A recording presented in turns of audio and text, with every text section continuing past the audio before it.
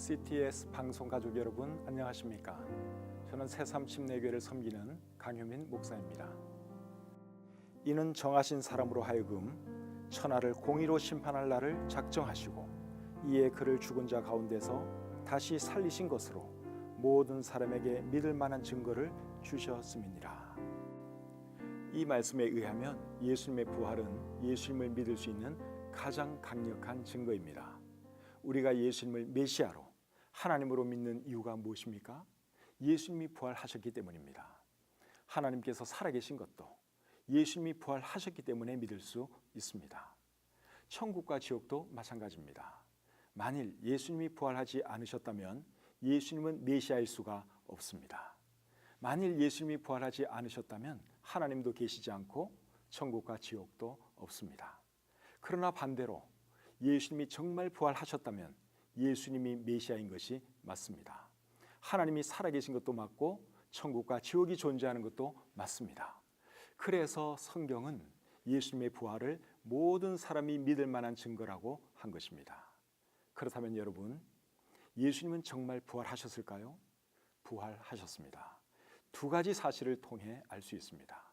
첫째는 예수님의 시신이 그 어디에서도 발견되지 않았다는 것입니다.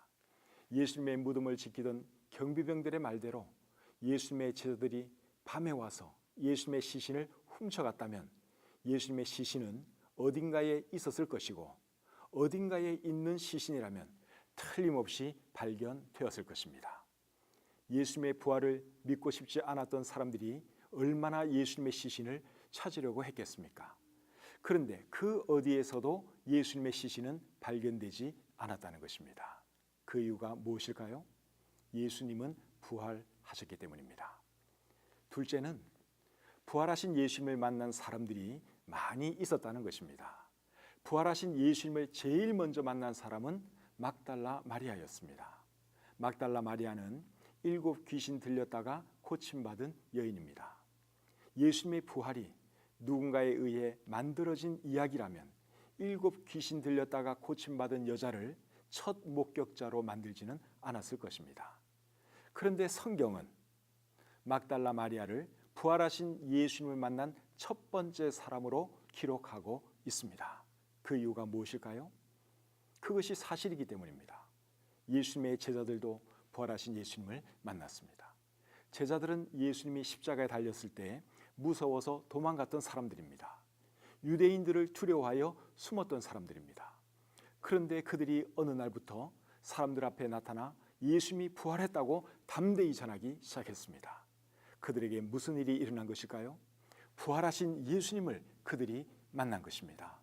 제자들은 예수님의 부활을 전할 때마다 우리가 이 일의 증인이다. 우리가 부활하신 예수님을 만났다고 했습니다.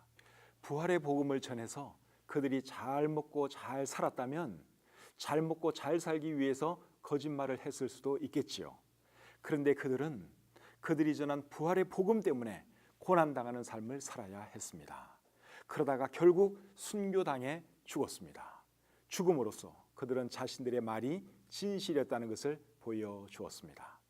박해자 사울도 부활하신 예수님을 만난 많은 사람들 중에 한 사람입니다. 악명 높은 박해자가 하루아침에 예수님을 믿고 예수님을 증거하는 사람이 되었는데 그것을 어떻게 설명할 수 있겠습니까? 그가 말한 대로 그도 역시 부활하신 예수님을 만난 것입니다.